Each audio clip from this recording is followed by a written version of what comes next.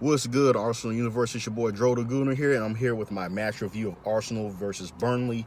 Yes, we took the 3 points. Yes, we won 3-1. We have a brace from Aubameyang and a goal in the 90th minute from Iwobi. But honestly, guys, you know me. I'm still going to provide critical analysis. I'm still going to be critical.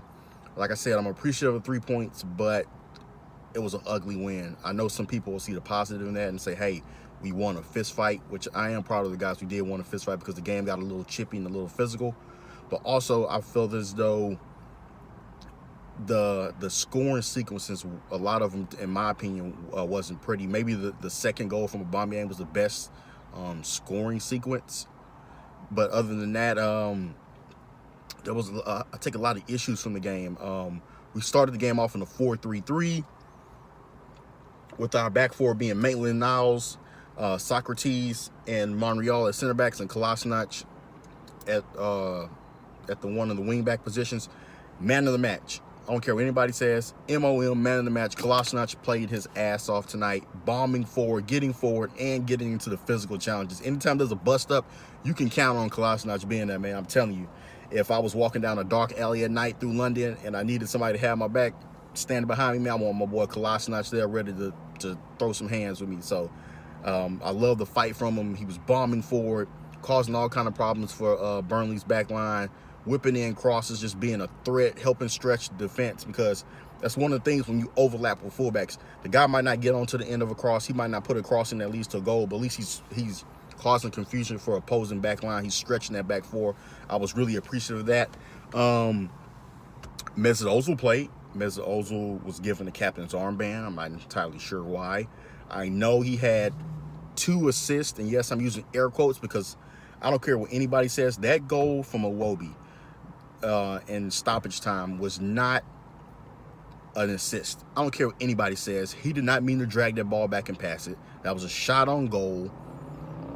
I don't care what anybody says. And then in both sequences, you see the issue with Mesut Ozil in both of those sequences.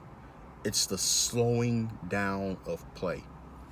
You cannot slow down a counterattack. I'm going to give you 2 scenarios. It's the second Aubameyang goal. Burnley push up. El Nini's there, stops the play, makes a great defensive play, and he passes the ball to Guendouzi. Guendouzi's head is already up, looking upfield for the outlet pass. Boom, puts a beautiful ball onto Kolasinac. Was it Kolasinac? Let me go look at my notes. I want to make sure I give you guys accurate information. I don't believe in giving inaccurate information.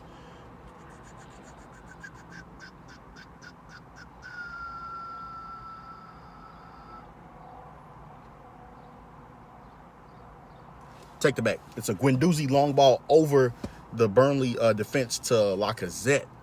And if you notice, if you look at, and some of you Ozil fans are going to try to give him credit for the run he made. Yes, I'll give you that tiny bit of credit. It's his run that kind of opens up the space.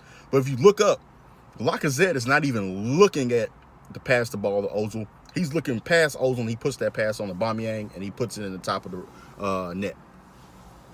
Again, in those instances, you see the issues that Ozil causes to the counterattack. Like I said, when Guendouzi receives the ball, he's processing his thought. He's already thinking a pass ahead, especially in the Premier League. In the Premier League, you have to be thinking a pass or 2 ahead. Ozil doesn't do that.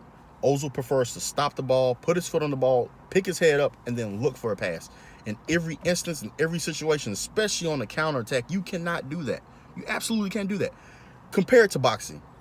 If you're in a boxing match, right, and a guy throws an overhand right and you duck it, looking either for your own counter hook to the body or you're looking for an uppercut, you can't, when you're the guy you're fighting throws that punch, you can't stop, plant your feet, power up all your power to throw the punch you decide to throw in the most accurate spot you can. No, you literally have to be quick, throw the punch knowing that it will land and it will cause damage. That's the same goes for soccer. You cannot wait on the counterattack. You have to be prepared to pass that ball, make the right pass and the right decision at the right time that will guarantee you or give you a chance at a scoring opportunity. And Ozil doesn't do that. There were too many times in this game where I saw the guy slow down the play. I think, I don't care what anybody says, go back and watch goal celebrations. Watch the Instagram stories that Arsenal themselves put out. I think Ozil causes frustration for Lacazette in the Aubameyang, especially Lacazette. He gets substituted for Iwobi later on in the match, and he was pissed. He was visibly pissed. From the American broadcast, I can tell you the guy was upset and he was pissed. And I think he was pissed, not the fact that he was substituted, it was the fact that he was substituted and you still had Ozil on the pitch. In my opinion, we have to move the guy. We have to move the guy. And I'm going to call out NBC, American broadcast. I don't know who was on the broadcast, but this guy was just singing Ozil's praises like he was the great, like every move, everything he did was awesome. And I'm like, no, that's not what you're supposed to do in a counterattack. Again, I don't have to go through that whole spiel. You guys know how that's the point of a counterattack. It's supposed to be quick. It's supposed to be surprise. And the guy just slowed the play. But let me get off my Ozil rant. Let's talk about the game. Let's talk about some of the things that happened. Let's go back through my notes. Like I said, we start off in a 4-3-3. Maitland-Niles, Socrates, Monreal, Kolasinac. Midfield three of Guendouzi, Xhaka, El Neni. And a front three of Ozil, Aubameyang, and Laka. One thing I do give credit for that front three is that, and within that front three, you had a lot of fluidity. You have guys moving around. You had Ozil central. He would come out to the wider positions. The Aubameyang, like all those guys switching around. I really like that. Also, in the first half of that 4-3-3, you can see the seeds being planted of what happened later on in the game when Monreal got hurt. Oh my God, that's the last thing we need is another center back hurt. Like, what the hell? Oh my God. It goes back to everything I said at the beginning of the season, the middle of the season, preseason. I've told you guys before, center back. Need another center back. Koscielny is not 100%. And even you have to question yourself, what are we going to do with 100% Koscielny? Is it even worth it? I don't think so. I think you're better off going out in this January transfer market, getting a center back. You might not be able to. I mean, Liverpool bought Van Dijk during the winter transfer window, so I don't want to hear anybody's mouth about you can't make a move to the winter transfer. If you're willing enough, if the owners are willing enough, hey, make the move. Let's bring in somebody. Pay the money. Screw it. Back to what happened in the game. One thing I noticed is that our high press leaves us open to opportunities for teams to pass the ball over us. During the beginning of the season, we would press teams like Chelsea would pass through us. This time, Burnley were going directly over top of us, and they were having scoring chance. If it wasn't for Socrates back there, or if it wasn't for that Leno header outside of the box, we could have been in some real trouble. A team that was a little more fluid maybe could have honestly won the match. I'll be honest with you. If this was probably that Premier League championship winning Leicester team that played super well on the counter, they would have smashed us. I think they would have. I think we're really suspect on the counter, and our depth issues came up again later on in the match. You see, I love Lichtsteiner. I love the attitude he brings to the team, but honestly, man, he's not a Premier League center back. Hands down, absolutely not a Premier League center back. That showed itself. Even though I give my boy Lichtsteiner credit, that was some cheeky shit he did when that ball gets whipped into the box, and the guy kind of like touches him in the back, and he just goes flying to get the foul, because I mean, Lichtsteiner's not the tallest guy in the world. He wasn't going to beat that guy with the header. That's one thing you have to give Lichtsteiner credit for, is that he's crafty in his deficiencies. Any smart, wise player will use their little subtle tricks. They'll use the mental game when the physical part goes out. Again, I hate to keep hopping on the Mesut Ozil thing. I can see why Emery played Ozil in this match, because Ozil is better when teams sit back in that block of four and you need to break a team down. When you play against teams that sit down in that two blocks of four in a 4-4-2, tight, compact, and narrow, I can understand where you would like to have the idea of somebody like an Ozil. But in my opinion, you have Guendouzi who can make a pass. He showed you in the game. And you have Lucas Torreira that can make a pass. There isn't a need for him. And I know you guys are kind of like, man, this guy's just an Ozil hater or whatever. But it really reminds me of those sucky, crappy years. You guys know what I'm talking about, man. 2 or 3 years ago, those sucky, crappy years when commentators all over Europe, all over the world were calling us out saying, hey, Arsenal I'm getting tongue tied, would rather pass the ball in the back of the net than take a shot.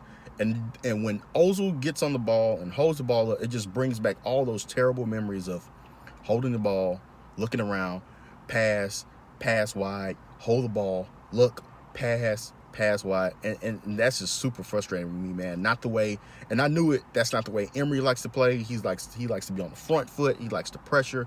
He likes to break up passes to lead the counterattacks, and that's what the Emery system does. So, as an Arsenal supporter, you're in the.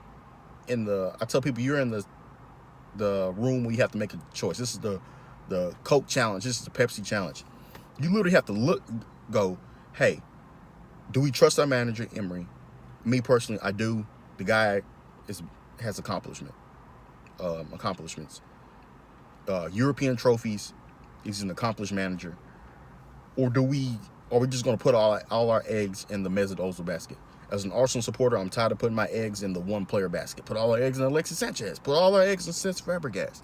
And we see how well all those things went. I just refuse to do that. I'm going to trust my manager.